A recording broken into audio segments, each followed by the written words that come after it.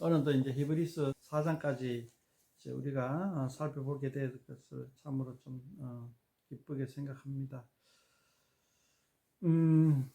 여전히 말씀이 어려운 가운데 우리가 이 말씀을 대할 때에 조금만 알고 나면은 굉장히 좀 이렇게 쉽게 와닿을 수가 있는데 또 그 조금이라는 지식이 우리에게 부족함으로 말미암아 말씀이 되게 어렵게 다가올 경우가 있단 말이었습니다. 그래서 이제 그 조금 하는 그 지식이 우리에게 있어서는 그 모세오경에서 나오는 그 출애굽 과정의 여정들이라는 거죠. 지금 4장 전반에 나오는 그 안식에 들어가지 못하는 사람들이라 하는 것은 그 출애굽 광야에서 죽었는 그 사람들을 이야기하고 있는 것이죠. 그 사람들은 뭐 때문에 안식에 들어가지 못했느냐 하면은 순종하지 아니했다. 그래서 2절에 보면은 믿음과 결부시키지 아니했다 이렇게 하는 거예요. 여기서 이제 우리가 사전에 조금 더 생각해야 할 거는 뭐냐 하면은 출애굽 백성들이 가나안 땅에 들어가는 것을 가지고 여기서 히브리서 기자는 뭐라고 표현했나 하면은 안식에 들어간다고 표현을 한 겁니다. 안식에 들어간다. 이제 우리식으로 표현하면 천국에 들어간다라고 하는 거죠. 천국에 들어간다는 것을 히브리서 기자가 특별히 4장에서는 안식에 들어간다라고 표현을 하고 있어요. 이 안식에 들어간다 하는 표현을 했는 것은 시편 95편의 말씀을 이제 인용하기 위해서 이제 안식에 들어간다 이렇게 이제 표현한 것 같은데 시편 95편에 보면은 저기 나오죠. 뒤에 가면은 너희들 안식에 들어오지 못하리라 3절에 보면은 안식에 들어오지 못하리라 하는 거 시편 95편에 표현한 것을 가지고 이제 이야기를 하고 있는데 우리가 시편 95편도 좀 살펴보면은 좋겠지만은 일단은 오늘 조금 건너뛰고 합시다. 그게 이제 좀 중요한 내용이긴 한데 거기까지 들어가면은 우리가 이제 4장을 보면 있어서 시간이 너무 많이 걸릴 것 같아요. 그래서 그냥 시편 95편에 안식에 들어가지 못하는 내용들에 대해서 다윗의 시편이라고 얘기합니다. 그런데 그런 이제 안식에 들어가지 못한 사람들을 보고 이제 다윗 시대에는 7절에 보면 이렇게 얘기했죠. 오늘 너희가 그의 음성을 듣거든 너희 마음을 완고하게 하지 마라. 그래서 이제 다윗이 이제 오늘 가는 거는 자기 이제 세대를 이야기했는데 그것이 역시 재해석이 되어서 히브리서 기자에게는 그 오늘을 지금 히브리서 기자의 독자들이 처한 그 시대로 끌어당깁니다. 그래서 안식에 들어갈 수 있도록 고집 부리지 말고 순종하라 이렇게 얘기하고 있고 그 다음에 그 믿음으로 연결해라 이렇게 얘기하고 있습니다. 믿음이라 하는 말은 이제 2절에도 나오고 저 끝에 가서 이제 14절에 보면은 우리가 믿는 도리를 굳게 잡을지어다 이렇게 얘기하고 있죠. 믿음과 같은 선상에 서 있는 단어가 순종, 그 다음에 정반대편에 서 있는 단어가 이제 완고하게 하다, 그 다음에 불순종 이런 단어들을 이제 이야기하고 있죠.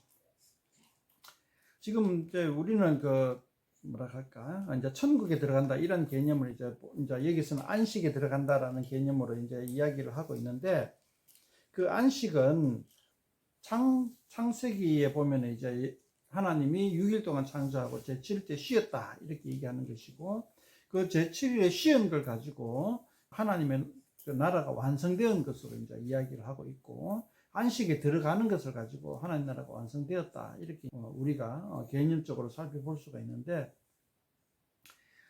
여기서는 안식에 들어가기를 힘쓰라 이렇게 얘기하고 요즘으로 표현하지만 천국에 들어가기를 힘쓰라 이렇게 표현하고 그렇게 하기 위해서는 예수님을 믿어야 된다 뭐 이렇게 연결시킬 수가 있는데 1절에 보면은 우리가 조금 받아들이기 힘든 건데 너희 중에는 혹 이르지 못할 자가 있을 거라 약속이 남아있을지라도 너희 중에 이르지 못할 자가 있다 믿는 사람 중에서도 부족한 사람이 있을 것이다 이렇게 이야기하고 있고 2절에 보면은 복음 전함을 받은 자이나 그 말씀이 유익하지 못해가 믿음과 결부시키지 못했다. 그러니까 복음을 받은 자, 복음이라 하는 건 이제 여기서 말하는 복음은 모세가 이야기했던 그 이야기들이죠. 그 이야기들과 예수님이 전한 복음하고 이게 이제 적용이 되는 그런 말씀이 되겠습니다. 근데 천국에 들어간다 하는 걸 갖다가 안식이라는 표현을 했고 안식은 예수님도 이 안식이라는 표현을 했죠. 마태복음 몇 장입니까? 거기에 보면 이렇게 얘기하고 있죠. 수고하고 무거운 짐진 자들아 다 내게로 오라. 내가 너희를 쉬게 하리라. 그렇게 하다가 12절 말씀이 조금 그 동떨어진 이야기처럼 들리는데 12절 말씀이 워낙 유명한 말씀이니까 제가 한 번 더 읽어볼게요. 하나님의 말씀은 살아있고 활력에서 좌우의 날선 어떤 것보다 이리하여 혼과 영과 관절과 권수를 찔러 쪼개기까지 하며 또 마음의 생각과 뜻을 판단하느니. 이 구절이 이제 13절과 같은데 이 12, 13절 구절이 왜 안식에 들어가길 힘쓰라 하다가 나왔느냐. 이제 거기에 대해서 우리가 많은 어떤 생각들을 해야 될 필요가 있는 거죠. 저도 이제 말하기가 쉽지가 않은데요. 한번 말씀드려 볼게요. 11절에 보면은 순종이라는 것이 있어요. 순종. 그러니까 안식에 들어가기를 힘쓰는 사람들은 이제 순종을 해라 그러는 거죠. 근데 이 순종이라는 것이 겉으로 드러나는 것이 아닌 마음으로부터 우러나는 순종이 되어야 한다. 그런 뜻인 거죠. 12절 13절에 그 뭐라 할까 심층적인 뜻은 저기 12절 후반부에 나오죠. 하나님은 마음의 생각과 뜻을 판단한다 이렇게 표현하고 있죠. 마음과 뜻, 생각과 뜻을 판단하고 13절에 보면은 하나님 앞에 드러나지 않는 것이 없다. 사람의 마음과 생각과 뜻도 하나님 앞에 다 드러나게 돼 있다는 거죠. 그러니까 이것을 이제 11절과 같이 결부해 가지고 생각해 보면은 마음으로 순종을 해라 이런 뜻으로, 그러니까 이제 마음으로 순종하고 하면은 안식에 들어가게 된다 이런 거죠. 거기에서 이제 마음으로 순종하는 것인데 14절 보면 또다시 대제사장 얘기가 나오고 하나님의 아들 예수를 믿는 도를 굳게 잡을지어다. 그러니까 하나님의 아들 예수를 굳게 믿으라 하는 말씀이 나오는 거죠. 자, 이 말씀들이 안식에 들어가길 힘쓰고 순종하고 하나님 앞에 마음으로 순종하고 예수님을 굳게 믿으라 하는 이들이 우리가 지금 현재 상황에서 이 히브리서 기자의 4장의 말씀을 들을 때는 굉장히 단속적이고 떨어져 있고 연결되지 아니한 말씀처럼 보이 십상이다. 그래서 제가 다시 한 번 더 이제 이 히브리서 기자가 처한 상황을 한번 말씀드려 보면은 아마 조금은 이해가 갈 수 있을 거라 생각을 합니다. 자, 안식이라 하는 단어를 이제 써옴으로써 이제 역으로 생각해 보면 뭐냐 하면 쉼이 없다는 거예요. 히브리서 기자의 독자들은 굉장히 불안해 있고 쉼을 누리지 못하고 있고 불안정한 삶을 살고 있고 늘 공중에 붕 뜬 삶을 살고 있다는 거죠. 왜 공중에 붕 뜬 삶을 살고 있느냐? 그 당시의 유대교의 입장에서 보면 그렇다는 거죠. 그러니까 이스라엘 민족은 굉장히 하나님 앞에 겸비했던 준비된 사람들이라는 거죠.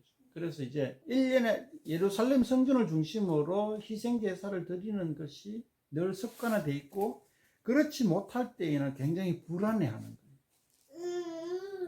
우리나라 사람들은 이제 유교의 습관이 들어가지고 조상에게 제사를 안 지내면은 굉장히 불안하잖아요.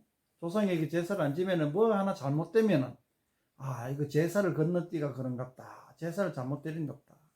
혹은 무덤을 파묘를 봐서 알겠지만 무덤을 잘못 써서 그런갑다 하고 늘 뭐라 할까 이래 주변 생활에 뭐 잘못된 것에 대해서 늘 그런 것과 결부시킨단 말이죠. 히브리서 독자들도 마찬가지인 거죠. 하나님 앞에 늘 좌불안석인 거예요. 늘 하나님 앞에 죄진 것이 없나.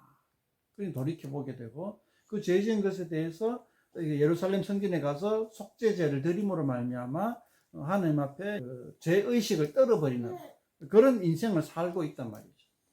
그래서 그런 죄의식에 사로잡혀 있는 인생을 안식을 누리지 못한다라고 한번 생각해 볼 수가 있다는 거죠. 그 다음에 성전에 가서 제사를 드리는 것조차 헤롯 성전의 정통성이 의심을 받고 있는 상황이고 대제사장도 의심을 받고 있는 상황이에요. 정통성에 대해서. 그러니까 대제사장을 누가 임명하느냐? 로마에서 임명을 하는 거예요. 로마에서 대제사장을 임명을 하니까 정통성이 약한 거예요.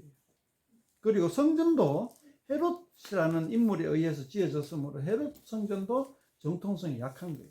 그래서 이제 이 정통성이 약한 성전에서 제사 드리는 것도 이래가 되나 하는 불안 속에서 드리고 있던 거예요. 실제로 당시 사람들 중에 에세네 파는 성전 제사를 안 드렸어요. 성전 제사를 아예 안 드렸어요. 그냥. 우리는 그런 엉터리 성전에 가서 엉터리 제사 안 드린다 하고 그냥 뻐겼어요. SNF에서는.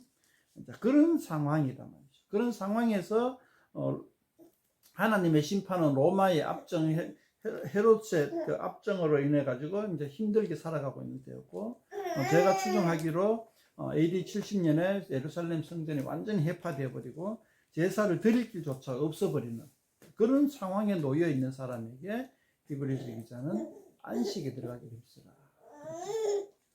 자, 그런 상황에서 예수님이 아까 했던 말씀이 뭐냐 하면은 수고하고 무거운 짐진 자들아 다 내게로 오라 내가 너희를 쉬게 하리라 했는 거. 그럼 무슨 의미인지 확 다가오는 거죠.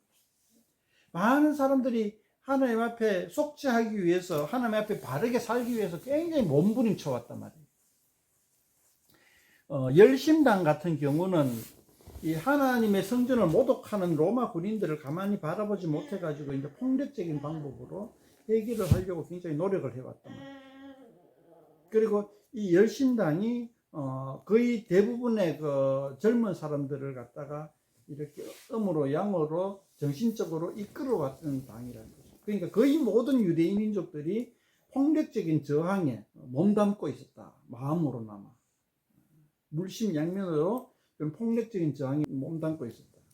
그래서 적지 않은 사람들이 내가 메시아다 하면서 폭력적인 저항을 이끌던 사람들, 그런 사람들도 메시아라는 칭호를 받았어요. 예수님만 메시아라는 칭호를 받은 게 아니라. 그럴 때에 예수님이 나타나가지고 비폭력 저항을 지향했던 거죠. 그러면서 수고하고 무거운 짐지자들아 다 내게로 오라 내가 너희를 쉬게 하리라 이랬던 거죠. 그러면 이제 수고하고 무거운 짐이 뭔지가 이제 이미지가 연상이 되는 거예요. 굉장히 힘든 상황에 힘들게 노력하고 있는 거예요. 그런데 예수님은 그렇게 저항할 것이 아니다. 그게 아니다. 하나님의 뜻은 그런 폭력적인 저항이나 어떤 그런 유형태의 저항이 아니라 하나님의 나라는 그런 형태로 서는 것이 아니다. 그래서 이스라엘 나라가 정치적으로 독립하는 것이 하나님의 뜻은 아니다. 그건 전혀 별개다. 그러면서 예수님이 하신 말씀이 내게로 와라. 내 방법대로 해라. 그러면서 뭐를 했냐 하면 내만 믿어봐라. 내가 제시한 방법대로 따라오너라. 나를 믿고 내가 제시한 방법대로 따라오라. 그런 폭력적인 방법 말고, 그리고 또 폭력적인 방법뿐만 아니라 그 사두개파처럼 로마와부터가 친로마 정책으로서 따라가는 것도 아니고, 헤롯과 붙어가지고 친헤롯 정책으로 따라가는 것도 아니고, 그렇다고 열심당처럼 폭력적인 저항도 아니고, 제3의 방법이 있다 라고 제시하면서 나를 믿고 따라오너라. 믿음이라 하는 것이 그런 식의 단어였단 말이죠. 동사였단 말이죠. 오늘날의 믿음이라는 이런 명사가 아니고 동사로부터 시작됐다는 거죠. 자, 그럴 때에 이제 14절, 15절, 16절 대제사장이 계시니 승천하신 곧 하나님의 아들 예수시라 우리가 믿는 도리를 굳게 잡을지어다. 이제 예수님이 대제사장이 되어가지고 우리의 모든 죄를 해결해 주고, 그러니까 이제 죄를 해결하기 위해서 아동바동하지 마라. 이미 하나님은 너희들 다 용서했다.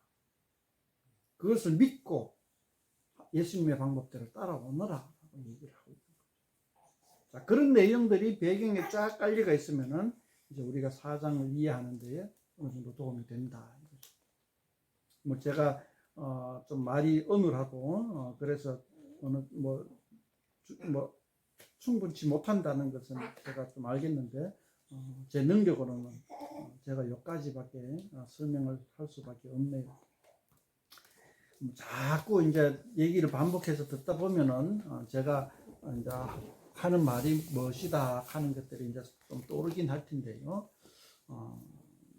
이랬을 때 이제 우리는 히브리서의 독자들과 같은 처한 상황이 아니라 우리는 그러면 과연 어떻게 해야 되느냐. 저는 늘 얘기하는 거죠. 이제 많은 사람들이 이제 그 예수님 믿는 사람들 중에 이제 뜻이 있는 사람들이 어떤 뭐 이제 정치적으로 이제 열심히 활동하거나 사회 활동가가 되거나 어떤 사람들은 또 교회를 갖다가 열심히 충성되게 다니고 이 교회를 섬기는 사람도 있고 하는데, 제가 볼 때는 예수님 당시에 유대인들처럼 좀 뭐라 할까 잘못 짚어가고 있다 하는 거죠.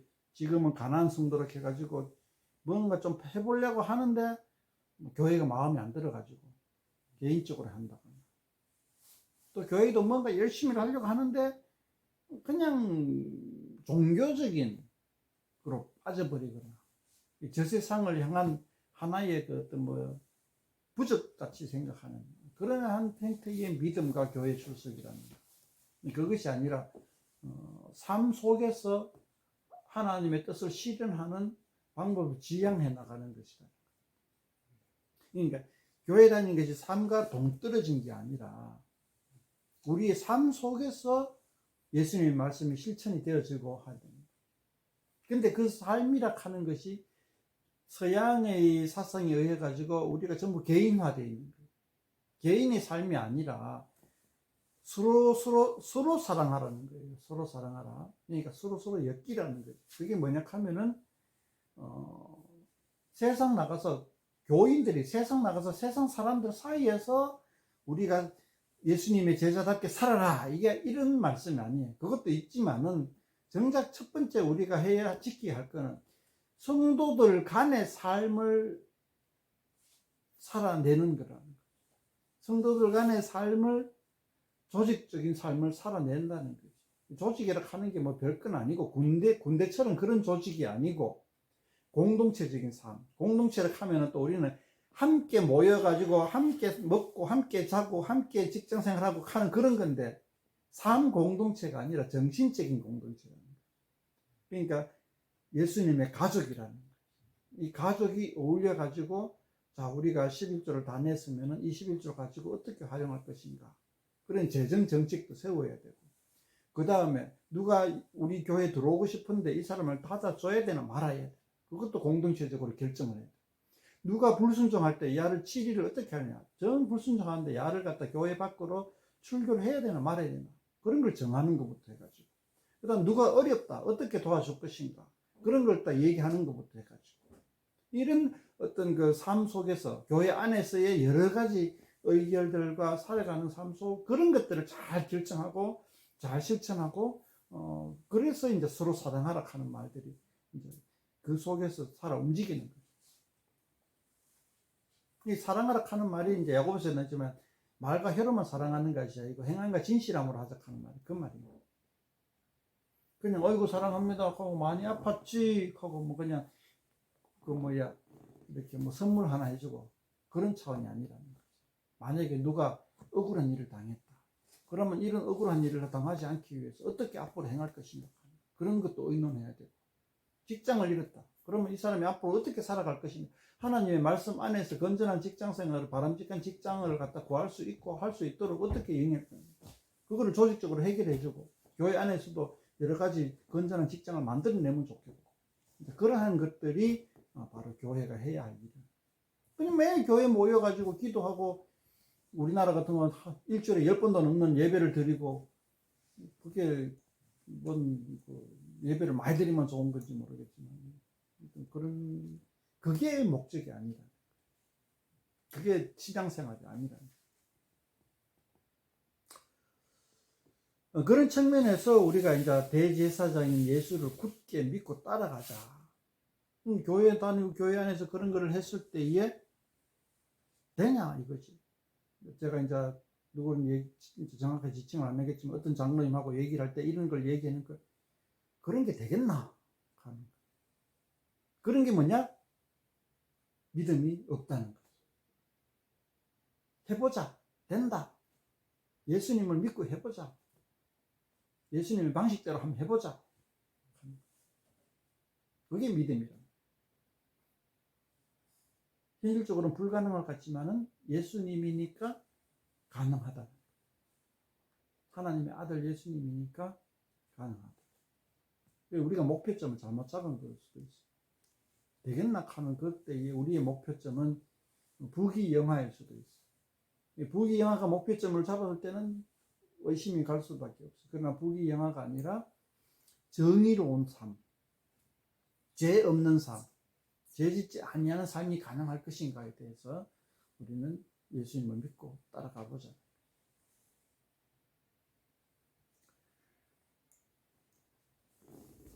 뭐 할 말은 많지만 여기까지 하고